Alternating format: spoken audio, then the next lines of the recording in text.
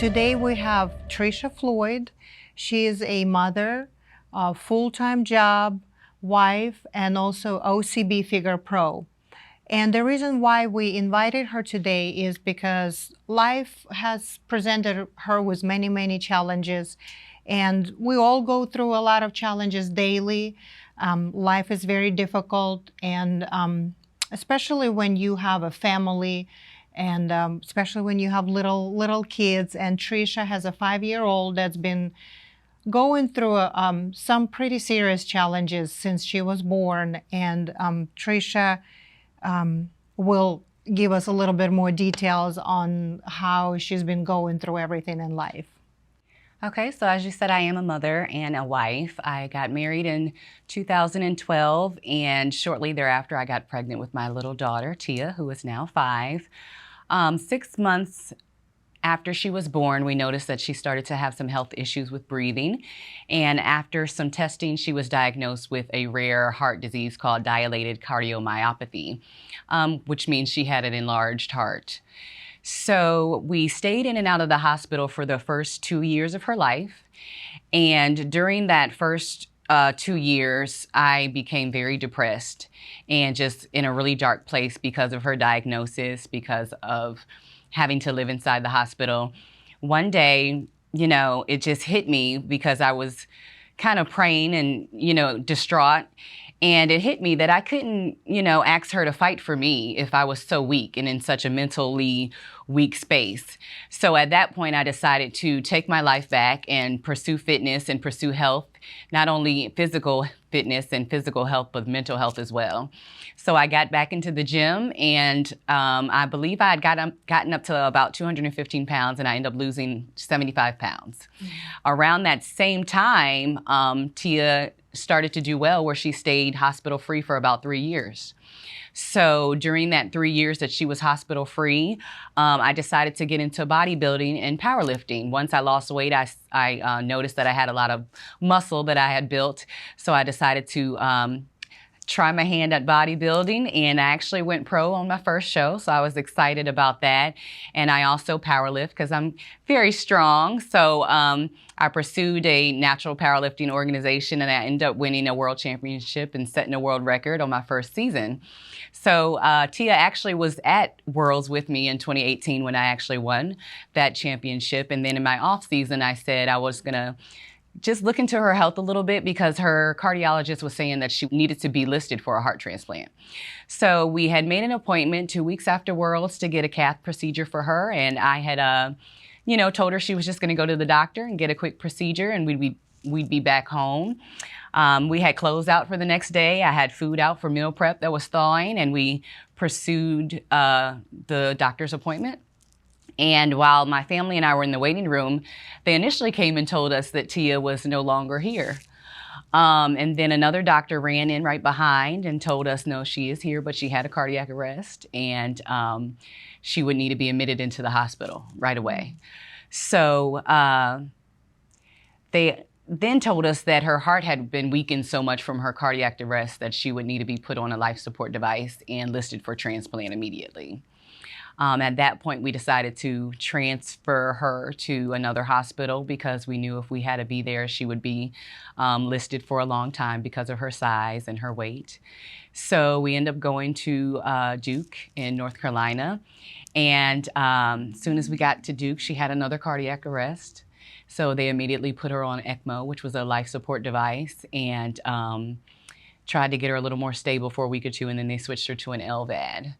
And she stayed on that life support device for about 5 months before she was able to receive a heart on May 5th. And from there, we took a couple months to rehab her and get her back strong. And now, to the grace of God, she's back home, and she's working through therapy, and she's adjusting to her new heart, and she's doing very well. This is a phenomenal story, and honestly, just listening to it in this short period of time, it does seem like everything just went so fast. But I know for you, the time waiting for the little heart for your daughter it seemed like it's been forever. Like every day was probably seemed like it's been a year.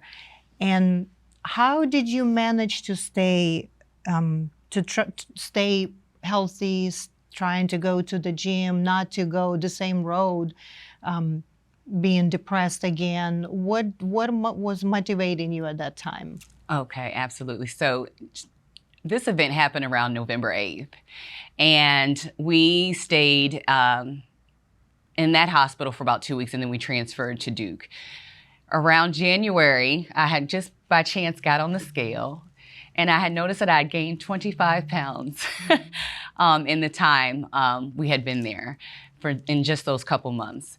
So at that point, I had to stop and realize that I had to get myself together. I couldn't really control the situation. So I do live by the philosophy that I can't stress off of what I can't control. So I decided to use the tools that I had learned all these years when I initially lost weight and from competing and from prepping, and get back on track with my fitness goals, because one thing about my daughter is she kind of mimics me. And when I'm strong and when I'm healthy and at my best, then she's strong and healthy and at her best. So I said to myself, in order for her to be able to withstand this heart and this transplant and, be on this device and not have any issues, then she would need to be her strongest. So that means that I would have to be my strongest. So I decided to get back into my routine of working out, lifting heavy, and set some goals for myself and pursue my competition season and all the things that I would have done if I was at home, because those are the things that kept me strong, and I had to stay strong in order for her to be strong. Right. Living in the hospital for 7 to 8 months, trying to support a daughter, and just staying mentally healthy and positive, it's very difficult. And this is a pure definition of intelligence and dignity and strength, courage and strength and endurance and diligence. And ATHSCHO is the company that stands for these attributes and advertises it and lives it. And actually, out of 7, today we're going to discuss, and we discussed already some of them. We will discuss strength, courage, endurance, and diligence. Strength. What was your what was motivating you and giving you strength to keep pushing and not to give up and just stop being healthy and exercising? Well, one of the things that I had preached this whole time that I had been dealing with Tia and her issues is how to troubleshoot life. And when I was in that situation again, I realized that I had to have the strength to do things differently. I had to troubleshoot that situation like I had been preaching to people. Of course, I didn't think that I would be right back there at the hospital, and especially not in that way. And I didn't think that my daughter would be on a life support device. That was very hard for me and for my family. And it also was debilitating to her, because she couldn't move around like she wanted to. She didn't have the freedoms that she was used to having. But I had to really dig deep into everything that I had stood for.